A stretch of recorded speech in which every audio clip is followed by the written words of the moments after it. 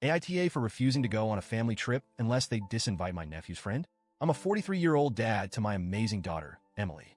She's 15, and she's the light of my life. Ever since her mom and I divorced about 5 years ago, it's just been the two of us. We have a close bond, and she's grown into such an incredible young woman. She's smart, funny, and unapologetically herself. She'll proudly tell anyone who asks that she's a nerd, and she means it in the best way. Anime, Star Wars, gaming, cosplay, you name it, she's into it. Being herself hasn't always been easy for Emily. Kids can be cruel, and she's dealt with her fair share of bullying over the years. Middle school was especially rough, but she toughed it out. High school started off a bit better, until Jeff entered the picture. Jeff is 16 and, unfortunately, happens to be my nephew's best friend. He's also Emily's absolute worst nightmare.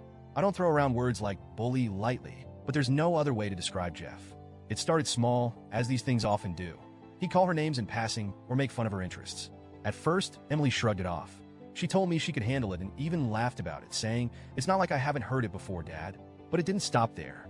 Over the past 2 years, Jeff has taken things to a level I didn't think was possible for a kid his age. He pulls her hair, rips her clothes, and deliberately destroys her belongings. The worst incident happened last year. Jeff stole Emily's backpack during lunch and threw it into a toilet in the boys' bathroom. When she tried to get it back, things escalated into a full-on fight. Both of them got suspended. When I picked her up that day, she tried so hard to act tough, but I could see how broken she was. That backpack had been a birthday gift from me, and she loved it.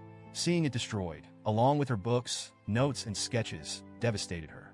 That night, she cried herself to sleep while I sat in the next room, furious and helpless.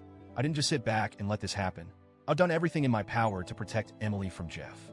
I've had countless meetings with the school. I've spoken to Jeff's parents multiple times. His dad couldn't care less. And his mom, well, she straight up blamed Emily for provoking him. The school rearranged Emily's schedule to keep her away from Jeff as much as possible. But he always finds a way to bother her. He waits for her outside of class, intercepts her in the hallways, and even messes with her stuff in the cafeteria. It's like he has this twisted vendetta against her, and I can't figure out why. Now here's where things get messy. My family has this tradition of taking a big vacation every year around the holidays. It's something we all look forward to. 2 weeks together in a cozy rental, just relaxing, catching up, and enjoying each other's company. Emily loves these trips. It's one of the few times she gets to hang out with her cousins without the stress of school or social drama. We've been doing it for years, and I've always appreciated how close it's kept us as a family. This year, we're supposed to leave in a week. I was on the phone with my sister, finalizing plans, when she casually mentioned buying Jeff a winter coat for the trip. Wait, what? Jeff is coming? I stopped her mid-sentence, trying to process what she'd just said. Why is Jeff coming? I asked.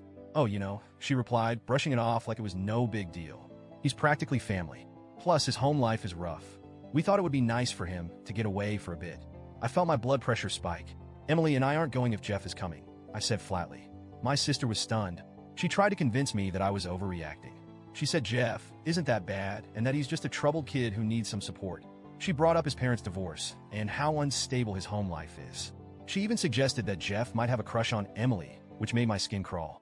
A crush? I snapped. Is that what we're calling harassment now? The conversation went downhill fast. She accused me of being selfish and said I was punishing Jeff for things that aren't his fault.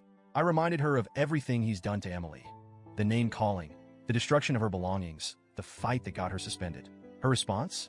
I know, but Jeff needs this. Jeff needs this? What about Emily? Does she not deserve to feel safe and happy on what's supposed to be her vacation too? I stuck to my guns and told my sister that my decision wasn't changing. If Jeff goes, we stay home. End of story. That's when all hell broke loose. The family group chat lit up like a Christmas tree. My parents are begging me to reconsider, saying the trip won't be the same without us. My brother chimed in with the classic boys will be boys line, which made me want to throw my phone across the room. Meanwhile, Emily overheard part of the conversation and started panicking. She asked me point blank if Jeff was going, and when I hesitated, she broke down. It wasn't just tears. It was a full-blown panic attack. Hyperventilating, shaking, the works. I held her and promised her that she wouldn't have to go anywhere near Jeff. It took her hours to calm down, and even then, she kept asking, "Are you sure? Are you really sure?" That was it for me. My daughter's well-being is non-negotiable. I'll admit, I feel bad for Jeff. I've seen his home life, and it's heartbreaking. His dad barely acknowledges his existence. And his mom, well, let's just say she's not exactly nurturing. No kid should have to grow up like that. But at the same time, why does Jeff's need for a break trump my daughter's need to feel safe? Why should Emily have to spend 2 weeks trapped in a house with her bully just so Jeff can have a nice vacation? My sister and parents don't seem to understand this. They're treating me like I'm the Grinch, single-handedly ruining Christmas. But in my eyes, this isn't about tradition or family unity.